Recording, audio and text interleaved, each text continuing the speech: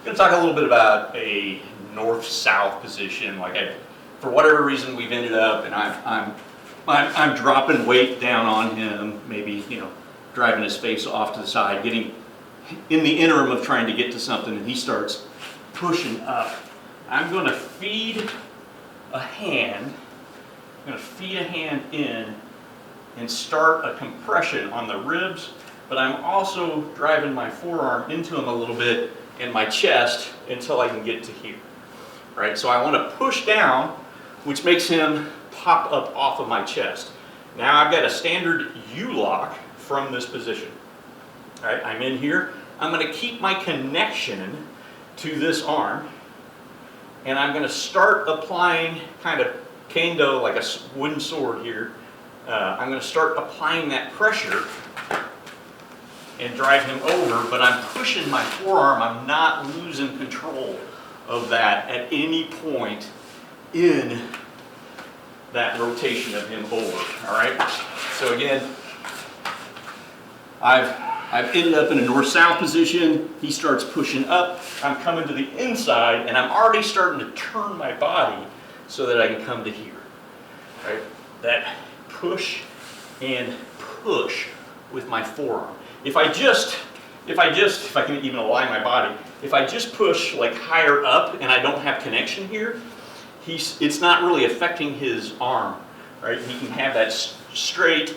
He can start rolling over on his sides. He's now got me in an arm bar, right? So I want to keep his arm from coming fully straight and also deflate him a little bit, right? I'm pushing in and I'm pushing my forearm.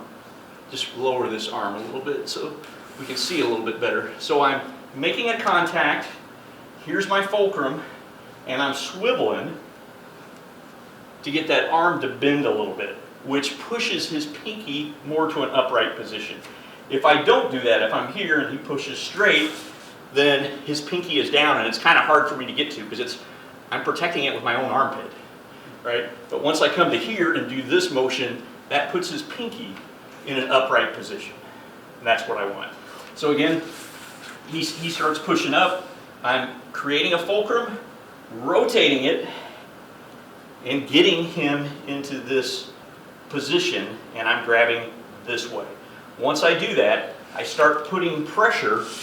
My arm never releases until I get here. All right? And then I can slide right up and be into a nice tight shoulder lock on my opponent. One more time from that same position. I come in, I'm in this position, he starts pushing up. I bring this hand to here and create my fulcrum. Obviously this hand's checking until I can get this grip. Once I got that grip, the opponent with a straight arm can resist this. With a bent arm, they can't resist that. And he immediately starts feeling that pressure. Now I lifted just a little bit, but I'm also pushing here. So I'm lifting and pushing, and that's what keeps me in control of him and gets him over to the other side. Can also do an arm bar.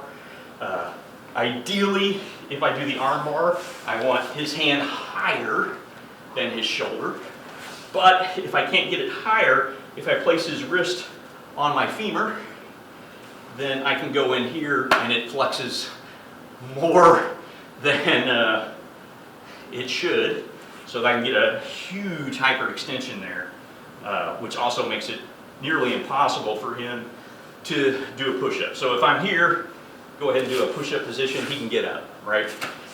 If my shin, if get in your push-up position, if my shin is right there in that ulnar notch, well, pretending my hand's my shin, push up. Yeah, he can't. He does not have the physical ability from that position to be able to lift the opposite side of his body. From there, I can also, scoot right back into our standard police control